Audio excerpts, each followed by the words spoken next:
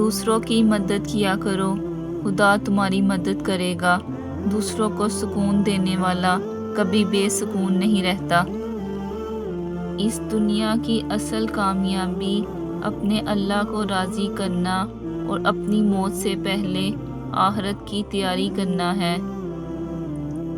اللہ کی عظمت، نعمت اور رحمت صرف وہی جان سکتے ہیں جو اپنے دل میں خوف خدا رکھتے ہیں، ورنہ اب لوگ خدا کی ہر نعمت کو اپنی قسمت سمجھ کر خدا کا شکر ادا کرنا بھول جاتے ہیں۔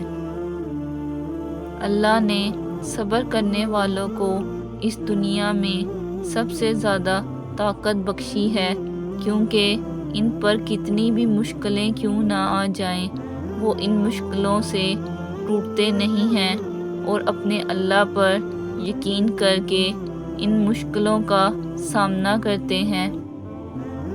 اللہ کا شکر ادا کرو، اپنی خوشیوں میں، اپنی تکلیفوں میں اور اپنے برے وقت میں بھی یقین مانو۔ دنیا میں ایسے لوگ بھی ہیں جو تم سے زیادہ بری حالت میں جی رہے ہیں۔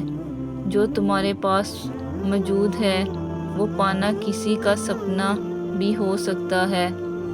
اللہ سے کبھی نا امید مت ہونا، وہی آخری امید ہے۔ جب کوئی امید نہیں ہوتی، اگر یقین نہ ہو تو حضرت ابراہیم علیہ السلام اور حضرت موسیٰ علیہ السلام کے قصے سن لینا۔ جب اللہ کا کرم ہو جاتا ہے تو وسیلے بھی بن جاتے ہیں اور مانگنے کا طریقہ بھی آ جاتا ہے۔ دوست کو دولت کی نگاہ سے مت دیکھو، وفا کرنے والے دوست اکثر غریب ہوتے ہیں۔ سچ بات کہنے کی عادت ڈالو، چاہے وہ کتنی کڑوی کیوں نہ ہو۔ ہم پناہ چاہتے ہیں ایسی بیماریوں سے جو ہمیں بے بس، لاچار اور دوسروں کا محتاج کر دیں۔ ہمیں صرف اور صرف اپنا محتاج رکھنا، آمین۔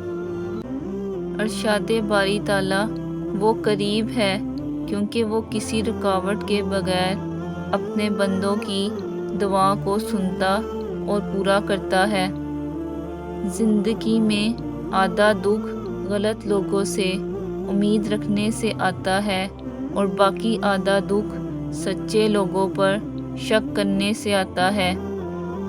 یقین جانیں جو کسی کے ساتھ کچھ برا کرتا ہے وہ اپنی ذات میں اس کی سزا بھگت رہا ہوتا ہے، بس ہمیں خبر نہیں ہوتی۔